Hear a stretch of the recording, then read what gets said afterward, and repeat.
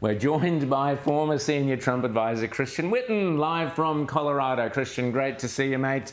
Okay, so tell us where we are up to. Am I overly optimistic, suggesting a Trump landslide, Christian? Are you going to try and put some more sobering thoughts into our viewers' heads?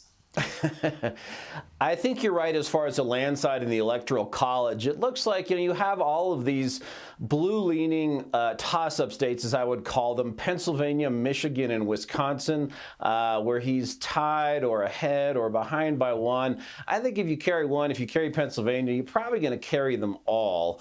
You only need one. Kamala Harris would have to win all three of those to win the presidency. Trump just needs one as long as he holds Republican-leaning swing states, Georgia, North Carolina, Arizona, and it looks like he's going to. He's ahead in all the polls there. And Trump usually does better than the polls. So, yes, I do think it's going to be an Electoral College landslide. As far as the actual popular vote, now that, of course, doesn't matter because this is an election of 50 states. It's not a national vote. But it is nice to win that, to have a political mandate. And it does look like, again, Trump is positioned to be the first Republican since 2004 to win a plurality or majority of that vote. It's not certain. It's not essential. The Republicans don't spend a lot of time campaigning in high population votes like California, New York, and Illinois because they can't win there. But that would be nice. So I think it's in a good position. Also, setting aside the polls for a lot of the reasons you just demonstrated in those clips, the Democrats are not closing strong. They are on the defensive, and Trump is closing strong. Rita.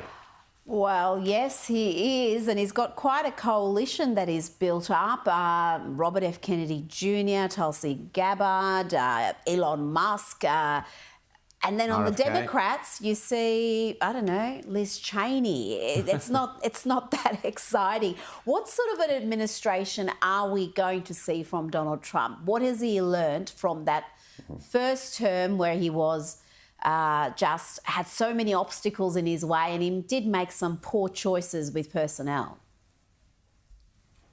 He did indeed, and he actually has admitted that himself. A lot of people around him have felt that way. Donald Trump doesn't like necessarily to admit mistakes, but in his podcast, in his long 2 hours with Joe Rogan, the most popular podcaster in the U.S., he admitted that he had made mistakes. I think he put too much faith in generals, thinking that they would be good at executing at the senior levels of the executive branch. That proved not to be the case with current former generals. He had one as chief of staff. He had one as secretary of defense. They were horrible. And so they've gotten religion. There is a problem, though. I mean, they've run a fairly tightly knit insular campaign, which is what you'd expect. They don't trust a lot of people. They know that there are plenty of swamp critters who will pretend to like Donald Trump and then get into office and either work against him or just hold office for the sake of holding office. The problem is you have 4,000 political appointees to a point. About half of those actually matter. Okay, we're a country of 330 million people. It shouldn't be that hard to find people who are qualified to fill those jobs, but it actually is. You need a network. So they're going slowly. They don't have, I don't think, a huge Rolodex of people who are ready to just rush into these jobs. So I think I would expect some chaos. I would expect, frankly, for it to take not a long time to get a cabinet in place. But when you talk about deputy secretaries and undersecretaries and assistant secretaries, all of whom need Senate confirmation, you might be talking about the end of next year before an administration is fully in place. Luckily, when you get that core team and cabinet in place and you can appoint people to White House positions without the Senate's approval, you can start turning things around with the government. But, Christian, it seems like, Elon Musk, Vivek Ramaswamy, Robert Kennedy Jr., Tulsi Gabbard. I mean, this is putting together a super group of the Beatles and the Rolling Stones, isn't it? I mean, this is a seriously good administration if he can pull it off. It is. I'm always a little worried because businessmen like Musk don't quite realize, although I think Musk has come around and understands, they come in and they think that you can fire and move and motivate people as you can in the private sector, and that's not the case. It's hard. You can strip civil servants of their portfolios and move them around, but you can't actually fire them. There is this idea that Trump will create something called Schedule F, and all of these career bureaucrats will have to sort of choose a side or be vetted politically.